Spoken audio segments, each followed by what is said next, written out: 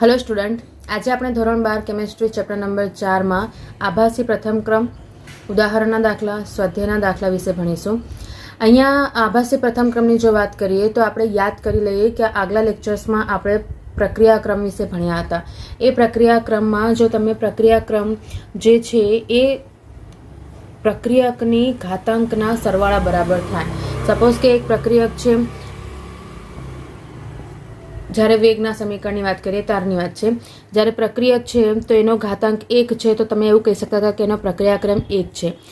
જો ઘાતાંક 2 હોય તો એનો પ્રક્રિયાક્રમ 2 છે, અથવા તો આપણે એવું કહેતા હતા કે બે પ્રક્રિયક છે અને બંને પ્રક્રિયકોના ઘાતાંકનો સરવાળો 2 થાય છે તો એ દ્વિતીય ક્રમની પ્રક્રિયા છે એવું કહેવાય। આ જે વસ્તુ હતી એની અંદર આ જે કોન્સેપ્ટ છે જેનામાં આપણે એવું કહી શકીએ છીએ કે બે પ્રક્રિયકો વચ્ચે પ્રક્રિયા થાય છે તો એ બંનેની સાંદ્રતાનો ઘાતાંકનો સરવાળો કરશો તો પ્રક્રિયાક્રમ મળી જાય। પણ ઘણી પ્રક્રિયાઓ એવી પણ છે કે જેની અંદર ભલે બે પ્રક્રિયક છે તો પણ પ્રક્રિયા જે છે એનો જે પ્રક્રિયા વેગ હશે એ ખાલી એક જ પ્રક્રિયકની સાંદ્રતા ઉપર આધાર રાખે છે। તો આવી જે પ્રક્રિયાઓ થાય છે એના માટે જ્યારે પ્રક્રિયાક્રમ નક્કી કરવામાં આવ્યો તો એ પ્રક્રિયાક્રમ ઓરિજિનલ જે આપણી આ થિયરી છે એના કરતાં અલગ આવ્યો। તો એનામાં આપણે ઉદાહરણ જોઈએ। સપોઝ કે મારી પાસે ઇથાઇલ એસિટેટ છે, એનું જ્યારે હું જળ વિભાજનની પ્રક્રિયા કરું છું, મતલબ કે પાણી સાથે પ્રક્રિયા થશે, તો એનામાંથી મને 2 અણુ છૂટા મળે છે, એક એસિડ અને બીજું આલ્કોહોલ, એટલે કે એસિટિક એસિડ અને ઇથેનોલ મળી જાય। આ જે ઇથાઇલ એસિટેટ છે એને જ્યારે હું પ્રક્રિયા શરૂઆત કરું છું, એટલે મીન્સ પ્રારંભિક સમય છે, એ દરમિયાન એની જો સાંદ્રતા કન્સિડર કરો છો કે સપોઝ કે એની સાંદ્રતા ખૂબ જ ઓછી લીધી છે, કારણ કે આ જે વસ્તુ છે એ તમને કેવું આપ્યું છે કે અહીંયા મંદ સોલ્યુશન બનાવીએ છીએ અને એની મંદ દ્રાવણ જ્યારે બની રહ્યા છે તો એ મંદ દ્રાવણમાં પ્રક્રિયાક્રમ જ્યારે નક્કી કરશો ત્યારે શું પ્રોબ્લેમ્સ થાય એ આપણે અહીંયા જોઈએ। તો મંદ દ્રાવણ છે મતલબ પાણીનું પ્રમાણ ખૂબ જ વધારે હશે। તો અહીંયા આપણે જોઈ શકીએ છીએ કે મેં પાણીનું પ્રમાણ 10 મોલ લીધું અને ઇથાઇલ એસિટેટનું પ્રમાણ લીધું છે 0.01 મોલ। તે વખતે નિપજ ના મળી હોય, પણ જ્યારે ટી સમય આવશે તે સમયે જ્યારે તમે લેશો તો સપોઝ કે અહીંયા જે પ્રક્રિયક છે એનામાંથી જ છૂટા પડ્યા છે, તમને આટલી નિપજ મળે। એ દરમિયાન આની પ્રક્રિયકમાંથી નિપજમાં રૂપાંતર થઈ ગયું એટલે આ સપોઝ 0 થઈ ગયું, કારણ કે 0.01 માઇનસ 0.01 કરીએ એટલે વેલ્યુ કેટલી થઈ ગઈ 0। પણ આ 10 માંથી હું 0.01 બાદ કરીશ તો ફર્ક ખાલી આટલો જ આવ્યો 9.99, જે તમે એપ્રોક્સિમેટલી ફરીથી 10 કન્સિડર કરી શકો છો। આ જે વસ્તુ છે એ આપણને શું દર્શાવે છે કે અહીંયા પાણીનું પ્રમાણ વધારે છે, એટલે કે એક પ્રક્રિયકનું પ્રમાણ જ્યારે વધારે હોય ત્યારે એનામાં પાણીની સાંદ્રતામાં કોઈ પણ પ્રકારનો ફેરફાર આપણને જોવાતો નથી, મીન્સ બહુ નહિવત ફેરફાર છે અને નહિવત ફેરફારને તમે અવગણી શકો છો। પણ આ કન્ડિશનમાં શું થયું કે અહીંયા સાંદ્રતામાં તો કોઈ ફેરફાર થતો જ નથી, તો જ્યારે એનો તમે પ્રક્રિયા વેગ લખશો તો એ પ્રક્રિયા વેગમાં જે પ્રક્રિયક વપરાયો છે એની સાંદ્રતામાં કોઈ પણ પ્રકારનો વધઘટ નથી થયો, તો એટલા માટે અહીંયા H2O ની સાંદ્રતા જે છે એ કેલ્ક્યુલેટ થાય નહીં। ફક્ત કોની સાંદ્રતા ગણાશે? ઇથાઇલ એસિટેટની, અને ઇથાઇલ એસિટેટની સાંદ્રતા ગણતરીમાં લેવાય તો એના આધારે એનો પ્રક્રિયાક્રમ કેટલો થાય? 1। ખરેખર રાસાયણિક સમીકરણના આધારે લેવા જાઉં તો આ બે પ્રક્રિયક છે એટલા માટે એનો પ્રક્રિયાક્રમ કેટલો હોવો જોઈએ? તો 2, પણ અહીંયા પ્રક્રિયાક્રમ કેટલો મળે છે? 1। આવી પ્રક્રિયાઓમાં જ્યારે પ્રક્રિયાક્રમ ઓરિજિનલ કરતાં અલગ આવે છે તો એવી પ્રક્રિયાઓને આપણે શું કહીશું? આભાસી પ્રથમ ક્રમની પ્રક્રિયાઓ। આભાસી પ્રક્રિયાઓ અથવા તો આભાસી પ્રથમ ક્રમની પ્રક્રિયાઓ મતલબ એવું છે કે પ્રથમ ક્રમની પ્રક્રિયા ઓરિજિનલ નથી પણ એના જેવો આભાસ દર્શાવે છે, મતલબ કે એનામાં તમને આ વેલ્યુ પ્રથમ ક્રમના આધારે જ થતી જોવા મળશે, પણ જ્યારે થિયરિકલ જોશો તો એ તમને પ્રથમ ક્રમની પ્રક્રિયા દેખાવાની નથી। આમાં જો આપણે યાદ કરી લઈએ તો શરૂઆતમાં આપણે કન્સિડર કર્યું હતું કે પ્રક્રિયા વેગ અને પ્રક્રિયાક્રમ જે છે એમાં પ્રક્રિયાક્રમ જે છે એ આપણે પ્રાયોગિક રીતે જ પુરવાર કરી શકીએ છીએ। એ તમે અહીંયા જોઈ શકો છો કે આવી રીતની જે પ્રોબ્લેમ્સ ક્રિએટ થાય છે એના માટે તમારે પ્રાયોગિક વેલ્યુ કન્સિડર કરવી પડે। આના સિવાય બીજું જે ઉદાહરણ જે છે એ છે ખાંડનું વ્યુત્ક્રમણ, એટલે કે મીન્સ એનું ઇન્વર્ઝન। તો એ ખાંડનું જે ઇન્વર્ઝન છે તો ખાંડનું સૂત્ર એટલે શું થઈ જાય? સુક્રોઝનું સૂત્ર લેવાનું. સુક્રોઝ જે છે એને જ શું કહેવાશે? ખાંડ કહેવાય. તો એનું જ્યારે જળ વિભાજન કરો છો અને એનામાં જ્યારે પ્રક્રિયા થશે તો એનામાંથી શું છૂટું પડી ગયું? ગ્લુકોઝ અને ફ્રુક્ટોઝ. બંનેના સૂત્રો સેમ છે. આ ગ્લુકોઝ અને ફ્રુક્ટોઝ જે છૂટું પડે છે તો તમે અહીંયા પણ આનામાં પણ દેખશો તો સામાન્ય રીતે એમની સાંદ્રતામાં પાણીમાં પણ એ જ કોન્સેપ્ટ થશે કે અહીંયા એની સાંદ્રતામાં વધારે ફરક પડતો નથી. એટલા માટે આને પણ આભાસી પ્રથમ પ્રક્રિયાનું ઉદાહરણ કન્સિડર કરી શકાય. હવે આપણે પ્રથમ ક્રમની પ્રક્રિયા અને જે શૂન્ય ક્રમની પ્રક્રિયાઓ વિશે ભણ્યા છે, અર્ધાયુષ્ય સમય વિશે ભણ્યા છે, એના આધારિત દાખલા જોઈ લઈએ એટલે આપણને થોડી ખબર પડી જાય કે આ ઉપયોગ ક્યાં થશે આ સમીકરણોનો. તો આપણે સૌથી પહેલાં જોઈએ કોયડા નંબર 4.5. તમને એનામાં સંખ્યા એવી કહી દીધી છે કે પ્રથમ ક્રમની પ્રક્રિયાને અનુસરતી પ્રક્રિયા માટે N2O5 ની પ્રારંભિક સાંદ્રતા 318 કેલ્વિન તાપમાને પ્રારંભિક સાંદ્રતા છે એટલે હું એને 1 કન્સિડર કરી શકું છું. 1.24 × 10 - 2 મોલ પ્રતિ લિટર. અને એની 60 મિનિટ પછી એટલે કે આ થયું T = 0 મિનિટે અને પછી 60 મિનિટે જ્યારે તમને N2O5 ની સાંદ્રતા મળશે તો એ સાંદ્રતા કેટલી મળે છે? 0.20 × 10 - 2 મોલ પ્રતિ લિટર. તો આ સમયે તમારે એનો વેગ અચળાંક શોધવાનો છે. બરાબર છે. અહીંયા સમીકરણમાં આપણે જો જોઈ લઈશું તો સમીકરણમાં પ્રક્રિયકની જે સાંદ્રતા આપણે યુઝ કરવાની છે. તો તમને અહીંયા સમીકરણ જે આપ્યું છે એનો આપણે એટલો બધો કોઈ યુઝ થવાનો નથી. જો તમને નિપજની સાંદ્રતાના આધારે પ્રક્રિયા વેગ કંઈ શોધવા કીધો હોય તો તમારે આ વસ્તુ અહીંયા કન્સિડર કરવી પડતી કે અહીંયા 2 છે, અહીંયા 1/2 છે. પણ અહીંયા આપણને એની જરૂર પડવાની નથી. અહીંયા આપણે સાદું સિમ્પલ પ્રક્રિયા વેગનો સમીકરણનો ઉપયોગ કરીશું અને આપણે સંતુલન અચળાંક શોધી શકીશું કે એનું જે છે વેગ અચળાંક શોધી શકીશું.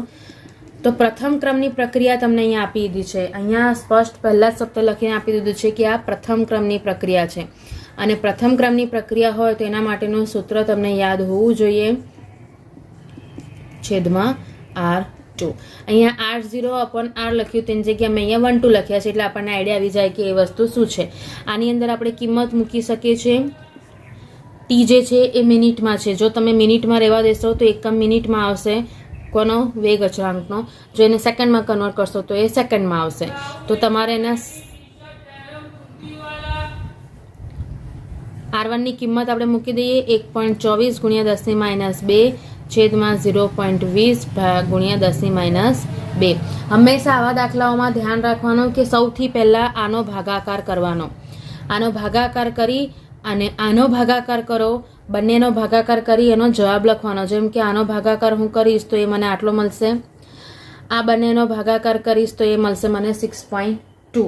કારણ કે 10⁻², 10⁻² તો ઉપર નીચેથી ઉડી ગયા. ભાગાકાર ખાલી થશે 1.24 / 0.20 તો એ મને કેટલો મળ્યો? 6.2. આ ભાગાકાર અલગથી કરી દેવાનો અને એનો આન્સર તમને મળી ગયો.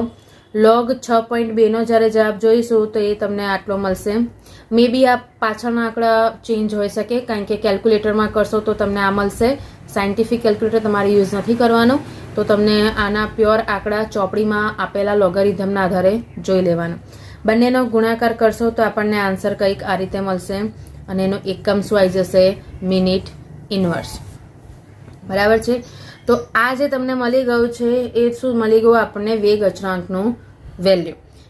હવે આપણે આગળ કરીશું એ છે કોયડા નંબર 4.6.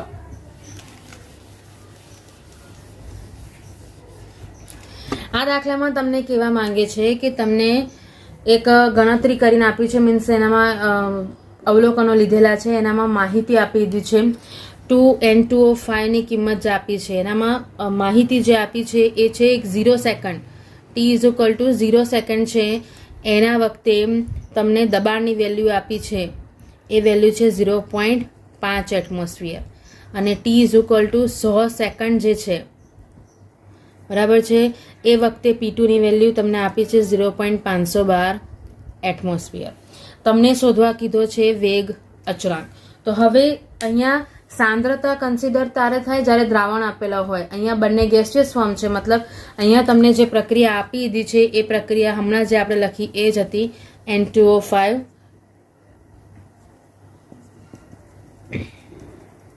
આ બીજી નિપજ મળે છે, બરાબર છે. આ પ્રક્રિયામાં તમે જોઈ શકો છો કે બધા ગેસિયસ ફોર્મમાં છે, એટલા માટે અહીંયા સાંદ્રતાની જગ્યાએ દબાણ કન્સિડર થયું છે. સૂત્રો એને એ જ આવશે, એ જ વેગ અચળાંકનું સૂત્ર આપણે અહીંયા યુઝ કરી શકશું, જે પ્રથમ ક્રમની પ્રક્રિયા માટે આપણે કન્સિડર કરીએ છીએ. હવે જ્યારે તમને અહીંયા વસ્તુ મળી રહી છે, તમને અહીંયા 2 સેકન્ડ્સ આપ્યા છે, 0 સેકન્ડે અને 100 સેકન્ડે. તો તમારે સૌથી પહેલાં 0 સેકન્ડે તો તમારી પાસે એટમોસ્ફિયર દબાણ છે. જ્યારે 100 સેકન્ડની વાત કરો છો ત્યારે જે મેન પ્રક્રિયક જે છે એની દબાણ કેટલું થાય છે એ આપણે શોધવું પડે. હવે આપણને થાય કે અહીંયા આપી દીધું છે તો આ જ કિંમત ડાયરેક્ટ કેમ ના મૂકી શકીએ? એનું કારણ છે તમને અહીંયા જે માહિતી લીધી છે એ 0 સેકન્ડ અલગ અને 100 સેકન્ડ અલગ લીધી છે. તમારે એ બંનેને ભેગા કરીને એનો આન્સર્સ મેળવવાના છે. તો સૌથી પહેલાં 0 = t સમય, મતલબ કે પ્રારંભિક સમયે આની સાંદ્રતા કેટલી છે? 0.5 એટમોસ્ફિયર છે, બરાબર છે. આની સાંદ્રતા એ સમય આપણને ના મળશે, એટલે કે 0. હવે અહીંયા 100 સેકન્ડની વાત કરો છો, એ સમયે જ્યારે તમે સાંદ્રતા લેવા જશો તો આની સાંદ્રતા સપોઝ ધારો કે x મળે છે, તો આ 2x વેલ્યુ નિપજની મળી છે, તો એનામાંથી હું એને શું કરી દઈશ? બાદ કરી દઉં. 2x જે છે એ હું એનામાંથી શું કરી દઈશ? બાદ કરી દઈશ. આ x જે છે એ N2O4 નું એટમોસ્ફિયર દબાણ છે, એટલે મીન્સ દબાણ છે, અને અહીંયા O2 નું x જે છે એનું દબાણ છે. તો આ વેલ્યુ આપણને અહીંયા મળી જાય. એના આધારે 2 નિપજ મળે છે, એટલે આપણે -2x કરી નાખ્યું. હવે જ્યારે કુલ દબાણની વાત કરવામાં આવે છે, તો કુલ દબાણની જ્યારે વાત કરીશું તો અહીંયા તમે જોઈ શકો છો કે મોલની સંખ્યા 2 આપી છે અને અહીંયા 1 જ છે. એટલા માટે જ્યારે કુલ દબાણ કન્સિડર કરો છો ત્યારે N2O5 નું પણ તમારે દબાણ આટલું લેવાનું. હવે તમને એમ થાય કે અહીંયા 2 છે તો એને મલ્ટીપ્લાય 2 કેમ નથી કરતા? અહીંયા જે છે 2 એ ડાયરેક્ટ જે પ્રક્રિયા ઉપર લખીને જ આપેલું છે, અચળ દબાણે N2O5 નો ઉષ્મીય વિઘટનની પ્રથમ ક્રમની પ્રક્રિયા માટેની આ વેલ્યુ આપેલી છે. એટલે અહીંયા જે દબાણ તમને આપ્યું છે એનામાં તમારે N2O5 માટે 2 વડે મલ્ટીપ્લાય કરવાની જરૂર નથી. તો અહીંયા તમારી પાસે વેલ્યુ શું થઈ જશે? કુલ આ બધાનો સરવાળો કરી દેવાનો. પણ અહીંયા શું કન્સિડર કરીશું? 2x. એનું કારણ મેં તમને કીધું, અહીંયા મોલ કેટલા છે? 2 છે, તો એના આધારે અહીંયા 2x થાય. તો તમારી પાસે આ બંને જતા રહ્યા, જવાબ શું થઈ ગયો? 0.5 + x. હવે અહીંયા આપણને શું મળી ગયું છે? કુલ દબાણ. કુલ દબાણ એટલે અહીંયા હું કન્સિડર કરીશું કે એ દબાણ આપણે કયા સમયે શોધ્યું? 100 સેકન્ડે શોધ્યું. તો એ 100 સેકન્ડનું કુલ દબાણ મારી પાસે અહીંયા છે એ કેટલું છે? 0.512, બરાબર. 0.5 + x થાય, તો મને અહીંયા x ની વેલ્યુ મળી જશે 0.012 એટમોસ્ફિયર, બરાબર. હવે આ x ની વેલ્યુ જે છે હું આ સમીકરણમાં મૂકું તો મને અહીંયા N2O5 એટલે કે જે પ્રક્રિયક છે એની સાંદ્રતાની વેલ્યુ દબાણની વેલ્યુ આપણને મળી જાય. માટે N2O5 અહીંયા પ્રેશર P ફોર પ્રેશર, એનું દબાણ આપણે શોધીશું. તો 0.5 - 2x, તો 0.5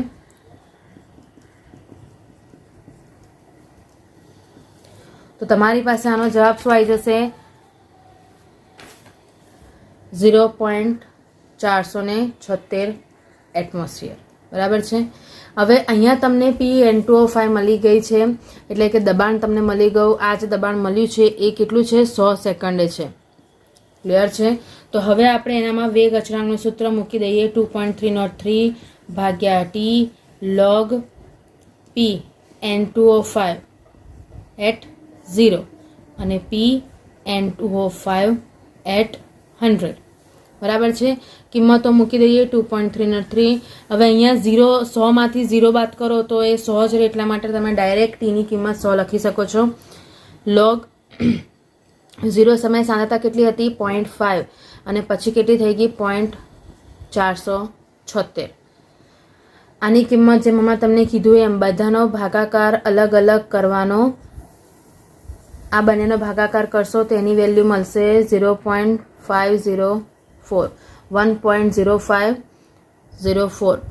કિંમત જ્યારે લોગમાં શોધશો તો એની કિંમત તમારી પાસે આવી જશે, એ છે 0.0213.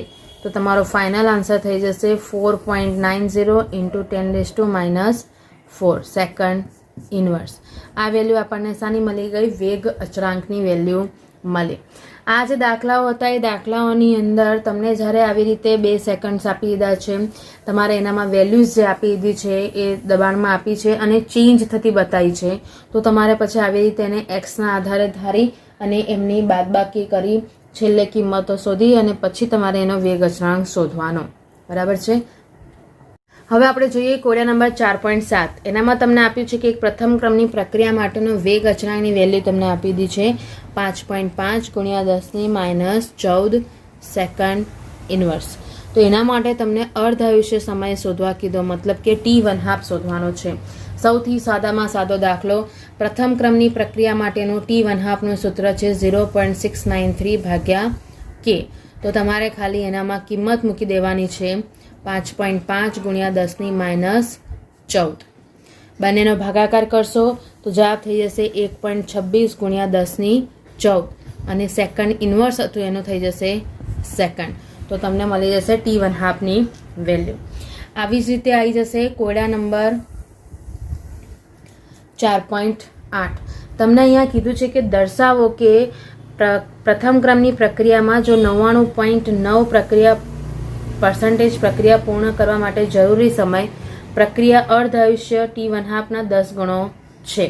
એટલે આનો મતલબ સાદું સિમ્પલ તમને અહીંયા આપ્યું છે કે અહીંયા તમને એવું કીધું કે જો 99.9% પ્રક્રિયા પૂર્ણ થઈ હોય એના માટેનો જે લાગતો સમય જે છે એ તમારો T1/2ના 10 ગણા જેટલો છે. આ આપણે અહીંયા સાબિત કરવાનું છે. બરાબર. સાદી આ સંખ્યાને જો સમજીએ તો એ વસ્તુ તમને આવી રીતે કીધી છે, પૂર્ણ થવા માટે લાગતો સમય. બરાબર છે. તમારા આ વિધાનની સાબિતી આપવાની છે કે 99.9% પ્રક્રિયા પૂર્ણ થવા માટે જેટલો સમય લાગે છે એ સમય જે છે એ T1/2ના 10 ગણા જેટલો ભાગનો અહીંયા મળે છે. તો સૌથી પહેલાં આ પ્રક્રિયા સાબિત કરવા માટે આપણે અહીંયા મેળવીશું કે 99.99% પ્રક્રિયા પૂર્ણ થાય તે માટે RT 99.9/100 × R0. આ મતલબ શું થાય છે કે અહીંયા જે પ્રારંભિક સાંદ્રતા હતી એના સાપેક્ષમાં એનામાંથી 99.9% જેટલી પ્રક્રિયા પૂર્ણ થઈ ગઈ છે.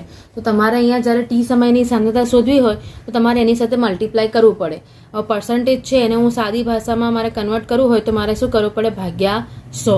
તો મારી પાસે શું આન્સર આવી જશે? 0.999R0. બરાબર છે. આ વેલ્યુ મને અહીંયા મળે. પણ આ જે વેલ્યુ મળી રહી છે એ તમે એને તમારે મેન સાંદ્રતામાંથી બાદ કરવી પડે તો તમે એને કન્સિડર કરી શકો છો કે આરટીની કિંમત કેટલી હશે. એટલે ખરેખર આપણે આનામાં થોડોક માઇનર ચેન્જ કરીએ. RT = R0 - 99.99%. એટલે જે મેન હતું એ R0, એનામાંથી કેટલી પ્રક્રિયા પૂર્ણ થઈ ગઈ? તો 99.9% પ્રક્રિયા પૂર્ણ થઈ ગઈ. તો આપણે એને મલ્ટીપ્લાય કરવું પડે, કારણ કે કોની 99.9% પૂર્ણ થઈ? R0ની. તો એને મલ્ટીપ્લાય કર્યું, એને 100 વડે ભાગી કાઢીએ કારણ કે તમારો ટકા છે એનું કન્વર્ઝન છે. તો અહીંયા જ્યારે એની સાદું રૂપ આપશો તો R0ને કોમન કાઢી દો, 1 - 0.999. તો જવાબ શું થઈ જશે? 0.00 R0. એને હું લખી શકું છું 1 × 10⁻³ R0. આ વેલ્યુ મને ક્યાંય મળી છે? RT. ટી મતલબ અંતિમ સમયે તમને જે પ્રક્રિયા મળે છે એની વેલ્યુ તમને મળી RT. આ જે કિંમત છે એનો ઉપયોગ હું ક્યાં કરી શકું છું? મારા વેગ અચળાંકના સૂત્રમાં. તો વેગ અચળાંકનું સૂત્ર છે આપણી પાસે 2.303/T log R0/RT. તો અહીંયા જ્યારે હું કિંમત મૂકીશ તો મને શું મળશે 2.303 ભાગ્યા ટીને હું એમને રહેવા દઈશ R0 છેદમાં 1 ઇન્ટુ 10⁻³ ઇન્ટુ R0 બરાબર છે. તો અહીંયા તમે જોઈ શકો છો કે R0 જતા રહેશે. લોગની કિંમત હવે મારે સમય શોધવાનો છે તો હું ટીને સૂત્ર કરતાં કરી દઉં, કેને હું નીચે લઈ આવું. લોગની કિંમત આ 10⁻³ ઉપર જતી રહે એટલે 1 × 10⁻³ આવી રીતે લખાય. એને જ્યારે સાદું રૂપ આપશે એનું લોગ જ્યારે કાઢશો ત્યારે એ લોગની વેલ્યુ તમારી આ રીતે થઈ જશે કે 3 log 10 તો 3 log 1 થઈ જાય. અને એટલા માટે ફાઇનલ આન્સર × 3 ભાગ્યા કે. તો અહીંયા તમે ટીની કારણ કે log 1ની કિંમત તો log 10 થશે. log 10ની કિંમત અહીંયા કેટલી થઈ જશે 1 થઈ જાય. એટલા માટે મલ્ટીપ્લાયમાં તમારી કિંમત ખાલી 3 બાકી રહેશે. હવે તમે આનું સાદુરૂપ લેશો તો એ વેલ્યુ કેટલી મળી ગઈ 6.09 ભાગ્યા કે. આ મને મળ્યું છે સમીકરણ નંબર 1. આ જ વખતે પ્રથમ ક્રમની કારણ કે મારે સંબંધ કોની વચ્ચે મેળવવાનો છે સમય અને અર્ધાયુષ્ય સમય વચ્ચે. તો પ્રથમ ક્રમની પ્રક્રિયા માટે હું અર્ધાયુષ્ય સમયનું સૂત્ર અહીંયા લખી શકું T½ બરાબર 0.693 ભાગ્યા કે. આ સાનું થઈ ગયું અર્ધાયુષ્ય સમયનું સૂત્ર થઈ ગયું જેને હું શું આપી દઉં છું સમીકરણ નંબર 2. જ્યારે સાબિત કરવાના દાખલા પૂછાય તો તમારે સ્ટેપ બાય સ્ટેપ જ જવું પડે એટલે એ વસ્તુ ધ્યાન રાખજો. તમે આનામાં શોર્ટ ટ્રીક તરીકે કશું તમને મળે નહીં. હવે અહીંયા તમને જે 2 સમીકરણ મળ્યા છે એનામાં તમે જોઈ શકો છો કે અમુક વસ્તુ સરખી છે કે. તો જ્યારે સરખી વસ્તુઓ તમને મળતી હોય કોઈ પણ 2 સમીકરણમાં તો એ સરખી વસ્તુઓને તમારે દૂર કરવા માટે એમનો ભાગાકાર કરી નાખવાનો. હવે આપણને થાય કે કેવી રીતે મને ખબર પડશે મારે કોનો ભાગાકાર કોની વડે કરવાનો છે. તો તમે સાદી સિમ્પલ વસ્તુ છે કોઈ ટીનો જે છે એને તમે T½ સાથે ભાગાકાર કરી શકો છો. તો સમીકરણ 1/2 કરતા મતલબ T/T½ કરીએ તો 6.099 ભાગ્યા કે ગુણ્યા આ વસ્તુ નીચે છેદમાં આવે એને હું ડાયરેક્ટ લખી શકું તો એ ઉલટાઈ જાય. છેદનો છેદ હોય એ શું બની જાય અંશ બની જાય. એટલે આ કે આના છેદમાં હું 0.693 ભાગ્યા કે લખું તો એ ડાયરેક્ટ શું થઈ જતું હતું એની ઉપર જતું રહે. તો કે જતું રહેશે 6.909 ભાગ્યા 0.693. અહીંયા સમજવા માટે પણ તમે દેખી શકો છો કે મોટી કિંમતને ઉપર લેવાનું નાની કિંમતને નીચે લેવાનું. એના આધારે તમે સમીકરણનો ભાગાકાર ડિસાઇડ કરી શકો છો. તો આનો આન્સર તમને મળશે 9.969. આ જે વેલ્યુ મળી છે એ કોની મળી T/T½ અને એને જો હું હવે આવી રીતે લખી શકું છું અને આ 9.9ને હું એપ્રોક્સિમેટલી શું લખીશ 10 લખી શકું. તો તમે અહીંયા જોઈ શકો છો તમને જે સંબંધ ઉપર સવાલમાં પૂછ્યો હતો કે 99.9% પ્રક્રિયા પૂર્ણ થવા માટે લાગતો સમય એ અર્ધ આયુષ્યના 10 ગણા જેટલો છે એને તમારે સાબિત કરવાનું હતું. તો તમે અહીંયા એની સાબિતી મેળવી ચૂક્યા છો. આ સમય છે આ T½ એનો અર્ધ આયુષ્ય સમય છે અને એના કરતાં 10 ગણો વધારે એ વેલ્યુ બતાવે છે કે આ પ્રક્રિયા માટે લાગતો સમય એ 10 ગણો વધારે છે અર્ધ આયુષ્ય સમય કરતાં. બરાબર છે. તો સાબિતીના દાખલાઓમાં આ રીતે ખાસ વસ્તુ ધ્યાન રાખવાની. લખાણનો 4.5મો દાખલો દેખીએ. તેની અંદર તમને સંખ્યા આપી છે કે પ્રથમ ક્રમની પ્રક્રિયાનો વેગ અચળાંક તમને આપ્યો છે 1.15 × 10⁻³ સેકન્ડ ઇનવર્સ. આ પ્રક્રિયાના 5 ગ્રામને ઘટીને 3 ગ્રામ કરતાં કેટલો સમય લાગશે. તો અહીંયા તમારે શોધવાનો છે એ છે ટી. આ પ્રક્રિયામાં આપણે શું આપણી પાસે છે એક તો કેની કિંમત છે અને અહીંયા સાંદ્રતા ગ્રામમાં આપી છે. સમજો આપણે હંમેશા સાંદ્રતા મોલ પ્રતિ લિટરમાં જ લેવાની છે. એટલા માટે આપણે પ્રક્રિયકની શરૂઆતની સાંદ્રતા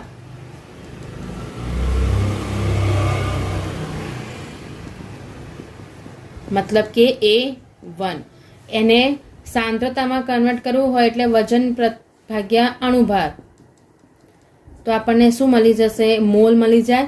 અને લીટર જે છે એ તો વસ્તુ તમને સામે મળી જશે. સાદી સિમ્પલ રીતે દ્રાવણ જ્યારે બનાવો છો તો એ કન્સિડર થઈ જાય. અહીંયા સાંદ્રતા મતલબ આપણે શું શોધવાનું છે? મોલ. તો વજન ભાગ્યા અણુભાર થઈ જાય.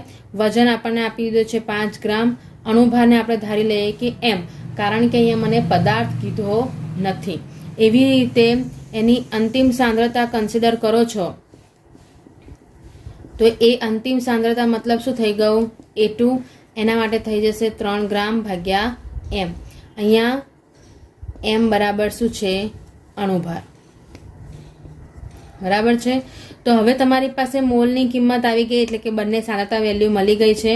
તો હું હવે સૂત્ર મૂકી શકું છું. લોગ શરૂઆતની સાંદ્રતા છેદમાં અંતિમ સાંદ્રતા. અહીંયા એની જગ્યાએ તમને જે આલ્ફાબેટ ગમતો હોય એ તમે મૂકી શકો છો. આર મૂકી શકો છો, કોઈ પ્રોબ્લેમ નથી. તો એના આધારે તમે કેલ્ક્યુલેટ કરી શકાય. અહીંયા શોધવા કીધો છે આપણને સમય, તો હું એને કે ને સૂત્રકર્તાની જગ્યાએ ટી ને સૂત્રકર્તા કરું છું. કે ની કિંમત હું અહીંયા મૂકી દઈશ. લોગની કિંમત તમે મૂકશો તો 5 ભાગ્યા m, 3 ભાગ્યા m. તો આ 2 જતા રહ્યા. આ બંનેનો શું કરવાનો? ભાગાકાર કરવાનો. 2.002 × 10⁻³ લોગ 5 ભાગ્યા 3 કરશો તો તમને આ રીતનો લોગ મળી જશે. અને એની કિંમત જ્યારે મૂકશું, લોગની કિંમત મૂકીશું તો એ કિંમત મને શું મળશે? 2.002 × 10⁻³ લોગ 1.6666 નો લોગ જોઈશું તો એ તમને આ રીતે મળી જશે 0.2218. તો ફાઇનલ આન્સર શું થઈ જશે? 444 સેકન્ડ. 10³ મતલબ શું થઈ જાય? ગુણ્યા 1000. તો તમે આ બંનેનો ગુણાકાર કરશો અને ગુણ્યા 1000 કરશો તો તમને આ આન્સર મળી જશે, જે તમને પૂછ્યું છે કે લાગતો સમય કેટલો થાય. બરાબર છે. હવે એનાથી આગળનો જોઈએ લખાણનો દાખલો. દાખલા નંબર 4.6. આ દાખલામાં તમને એવું કીધું છે કે જ્યારે SO2Cl2 ને તેના પ્રારંભિક જથ્થામાંથી વિઘટન થઈને અડધો થવા માટે, મતલબ T1/2 ની વેલ્યુ આપી દીધી. કેટલી આપી છે? 60 મિનિટ સમય લાગે છે. તો વિઘટન પ્રથમ ક્રમની પ્રક્રિયા હોય તો વેગ અચળાંક કેટલો? સૌથી સાદામાં સાદો દાખલો અને 1 માર્કમાં પૂછાય છે એવી રીતના દાખલા છે. પ્રથમ ક્રમની પ્રક્રિયા માટેનો વેગ અચળાંક T1/2 નું સૂત્ર શું થઈ જશે? 0.693 ભાગ્યા k. તો અહીંયા મારે k ને શોધવાનું છે. તો 0.693 ભાગ્યા T1/2. જો વેલ્યુ તમને મેં ફરી કહી દઉં, જો મિનિટમાં જ રાખવી હોય તો તમે એનો એકમ શું થઈ જશે? Minute inverse. જેમ કે એનો જવાબ તમારો જે થઈ જશે 0.01155 મિનિટ ઇનવર્સ. એટલે તમે એને લખી શકો છો 55 × 10⁻² મિનિટ ઇનવર્સ. આ કેનો જવાબ થયો. પણ જો મારે એને સેકન્ડમાં કન્વર્ટ કરવું હોય તો ભાગ્યા 60 કરી દેવાના. તો શું મળી જાય મને? સેકન્ડ ઇનવર્સમાં જવાબ મળશે. 60 નો જવાબ જ્યારે લાવશો તો એ શું આવી જશે? 1.925 × 10⁻5 સેકન્ડ ઇનવર્સ. તમને જે પણ એકમમાં પૂછ્યો હોય એ રીતે એનો આન્સર તમે ગણી શકો છો. આની સાથે સ્વાધ્યાયના અમુક દાખલાઓ તમે જાતે ટ્રાય કરી શકો છો. જેમ કે સ્વાધ્યાયનો 4.13મો દાખલો છે. એનામાં તમને સાદું સિમ્પલ T1/2 કેની વેલ્યુ આપી દીધી છે. T1/2 નું તમારે સૂત્ર મૂકવાનું અને એનો આન્સર તમારે ગણી લેવાનો. આપણે હવે અહીંયામાં જે ટ્રાય કરીશું એ છે સ્વાધ્યાયનો 4.14મો દાખલો. જે આમ તો તમે પેલો જે પર્સન્ટેજના દાખલા જે ગણ્યા છે એના આધારે જ છે, પણ આપણે એક ગણી જોઈએ એટલે તમને આઈડિયા આવી જાય. આ દાખલામાં તમને એવું કીધું છે કે અહીંયા T1/2 ની વેલ્યુ આપી છે 5730 વર્ષ. એટલે જે રેડિયમ કાર્બન 14 આપ્યું છે રેડિયો સક્રિય તત્વ, એના વિઘટન અથવા તો ક્ષયનો અર્ધાયુષ્ય સમય તમને આપ્યું છે 5730 વર્ષ. એનો પુરાતત્વિક જે કૃત્રિમ વસ્તુ જે જીવિત વૃક્ષમાંથી મળેલો નમૂનો છે એનામાં ખાલી 80% કાસ્ટ ધરાવે છે એવું કહેવાય છે. એટલે આપણે અહીંયા આમ જો કન્સિડર કરીએ તો તમારી પાસે આયુષ્ય શોધવા કીધું છે. આયુષ્ય મતલબ સાદું સિમ્પલ સમય શોધવાનો છે. તો અહીંયા જે આપેલી વસ્તુઓનો જો ઉપયોગ કર્યો તો સૌથી પહેલાં તો T1/2 આપ્યું છે એટલે T1/2 નું સૂત્ર મૂકી દેવાનું. અને એના ઉપરથી આપણને જે વસ્તુ નથી ખબર એ આપણે શોધી લેવાની, મતલબ કે વેગ અચળાંકની વેલ્યુ તમે આના ઉપરથી શોધી શકો છો. જવાબ શું થઈ જશે? 0.693 ભાગ્યા 5730. તો તમારી પાસે આન્સર આવી જશે 1.2094 ઇન્ટુ 10⁻⁻4 વર્ષ ઇનવર્સ. આમાં કોઈ મિનિટ સેકન્ડમાં કન્વર્ટ કરવામાં નહીં પડવાનું. તમારે ખાલી જે એકમ આપી દીધો છે એ જ એકમ તમારે યુઝ કરી લેવાનો. તમારો વેગ અચળાંકનો જવાબ જે છે એ તમારે એના આધારે આવી જશે. તો અહીંયા તમને કેની વેલ્યુ મળી ગઈ કે 1.20 ગુણ્યા 10⁻⁴. હવે આના આધારે તમે અહીંયા 80% જે કાસ્ટ મળ્યું છે એનો આપણે જો ઉપયોગ કરીએ તો આગળ જે દાખલાઓ ગણ્યા હતા એના આધારે જો યાદ કરીએ તો આગળના દાખલામાં તો તમને એવું કીધું હતું કે 99.9% પ્રક્રિયા પૂર્ણ થઈ ગઈ છે, એટલે આપણે એને પ્રારંભિક સાંદ્રતામાંથી બાદ કર્યું હતું. પણ અહીંયા જ્યારે તમને વેલ્યુ મળે છે અંતિમ સાંદ્રતાની, તો એ અંતિમ સાંદ્રતા એટલે કે RT એ તમને કેટલી મળી જશે? તો એ મળશે 80% R0. કારણ કે અહીંયા 80% જેટલું કાસ્ટ હજુ ધરાવે છે પ્રારંભિક સાંદ્રતાનો, જેટલે અહીંયા બાદબાકી તમારે કરવાની નહીં. 80% છે એનું કન્વર્ઝન જો હું કરું છું તો 80 ભાગ્યા 100 થઈ જશે. તો મારી પાસે આન્સર શું આવી જશે? 0.8 R0. આ વેલ્યુ કોની હતી? RTની, એટલે કે અંતિમ સમયે મને આ વેલ્યુ મળી. હવે હું વેગ અચળાંકનું સૂત્ર મૂકી શકું છું 2.303 ભાગ્યા T log R0 છેદમાં RT. આ સૂત્રમાં મારે શોધવાનો T છે, એટલા માટે હું Kને નીચે લઈ આવીશ. Kની વેલ્યુ મારી પાસે હવે મળી ગઈ છે 1.29 ગુણ્યા 10⁻⁴ log R0 છેદમાં 0.8 R0. તમે આ બે દાખલાઓ આપણે જે અહીંયા કર્યા પર્સન્ટેજના, એના ઉપરથી તમને એક માહિતી એ પણ મળી હશે કે તમે જોયું કે અહીંયા કોઈ પણ જગ્યાએ આપણને પ્રારંભિક કે અંતિમ સાંદ્રતા આપેલી નથી, એટલા માટે તમારે એવી રીતે સંબંધ મેળવવાના કે સાંદ્રતાવાળો કોન્સેપ્ટ જ જતો રહે. તો અહીં તમે દેખી શકો R0 જતા રહ્યા. હવે તમારે સાદું સિમ્પલ આ બંનેનો ભાગાકાર કરીએ તો એ બંનેનો ભાગાકાર શું થઈ જશે? 10⁻⁴. 10⁻⁻4 ડાયરેક્ટ ઉપર જતા રહેશે. log 1/0.8. તો એનો જ્યારે ભાગાકાર કરશો તો એ ભાગાકાર તમને મળી જશે log 1.25. તો હવે તમારે આનો log જોઈ લેવાનો ગુણ્યા 0.0969. જવાબ તમારો થઈ જશે 0.1845 ગુણ્યા 10⁴ વર્ષ. એને હું જો સાદું રૂપ આપી દઉં તો મારી પાસે જવાબ થઈ જશે 1845 વર્ષ. એ થઈ જાય એનું આયુષ્ય. એટલે 5730 વર્ષ લાગે છે એને અડધું થવા માટે. તો એ જે છે એ નમૂનો જે છે એ નમૂનાનું આયુષ્ય, જેનામાં આ 80% કાસ્ટ આપણને મળ્યું છે, એનું આયુષ્ય કેટલું હશે? 1845 વર્ષ મળે છે. કારણ કે તમને જે રેડિયો સક્રિય તત્વ મળ્યું છે એનો અર્ધ આયુષ્ય સમય હતો 5730 વર્ષ. ક્લિયર છે? તો આવી રીતના આની અંદર બીજા સ્વાધ્યાયના દાખલાઓ છે એ તમે જાતે ટ્રાય કરી શકો છો, જે વેગ અચળાંક, અર્ધાયુષ્ય સમય પ્રથમ ક્રમ અને શૂન્ય ક્રમ ઉપર આધારિત હોય. તમે આવી રીતે એનામાં એક્સ ધારીને પણ એની કિંમતો મૂકીને આન્સર્સ મેળવી શકો છો. તો એ તમે એને ટ્રાય કરજો, અને ના આવડે તો આપણે એને નેક્સ્ટ ટાઈમ જોઈશું.